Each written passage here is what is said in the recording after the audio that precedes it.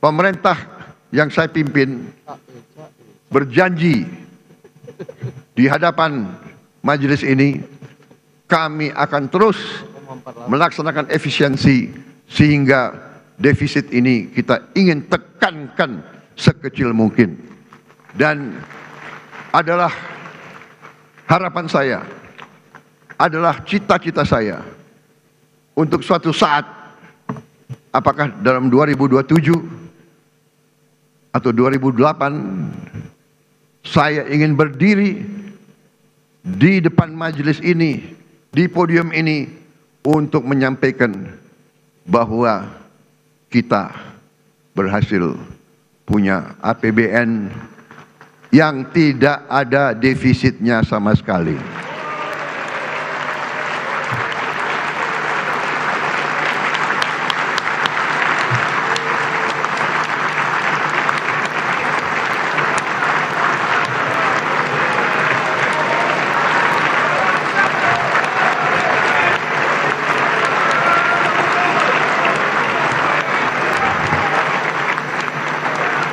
Kita harus berani. Kita harus berani dan kita harus bertekad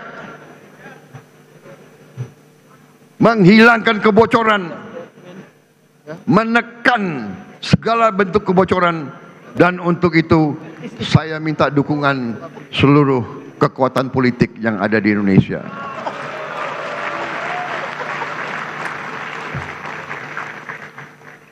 Negara kita besar, negara kita makmur.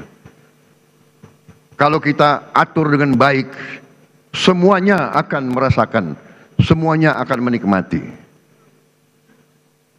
Kita akan mengembangkan pembiayaan kreatif dan inovatif yang lebih masif, sehingga tidak hanya mengandalkan APBN.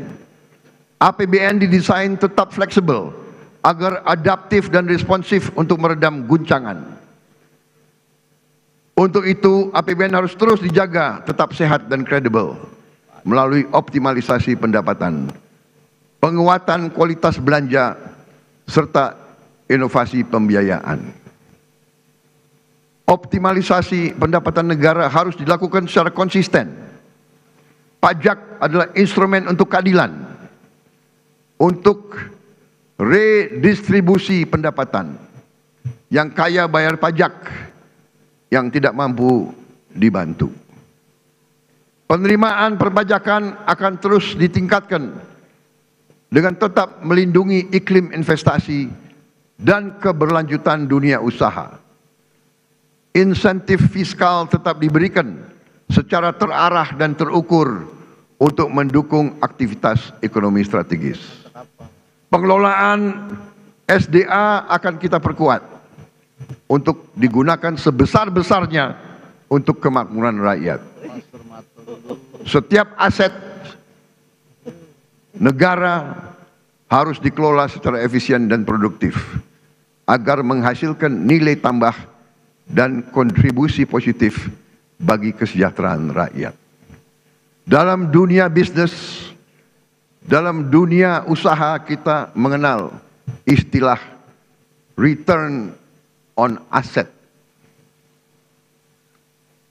Dalam bisnis dikatakan bisnis itu baik dan berhasil kalau return on asset adalah sekitar 12%. Katakanlah konservatif 10%. Katakanlah untuk bangsa Indonesia cukup 5%.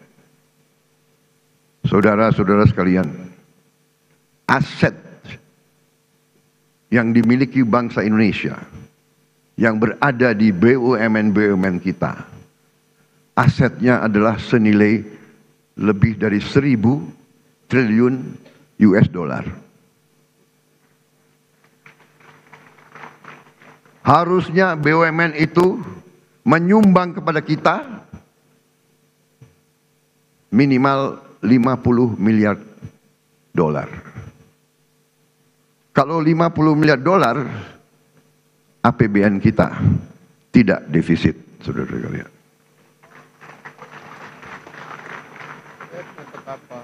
Karena itu, saya memberi tugas kepada Badan Pengelola Investasi Danantara Indonesia untuk membereskan BUMN kita.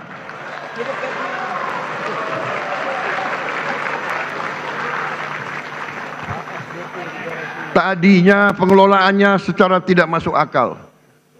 Perusahaan rugi, komisarisnya banyak banget. Saya potong setengah komisaris, paling banyak 6 orang, kalau bisa cukup 4 atau 5. Dan saya hilangkan Tantiam.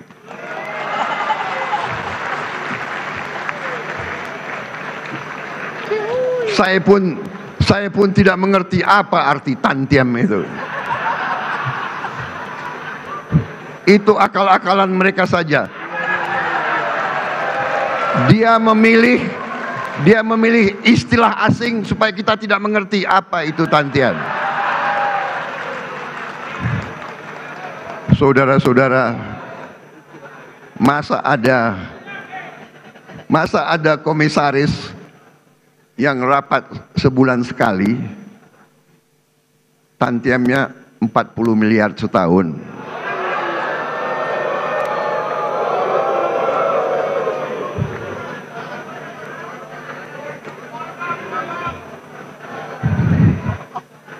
Saya juga telah perintahkan ke Danantara, direksi pun tidak perlu Tantiam kalau rugi.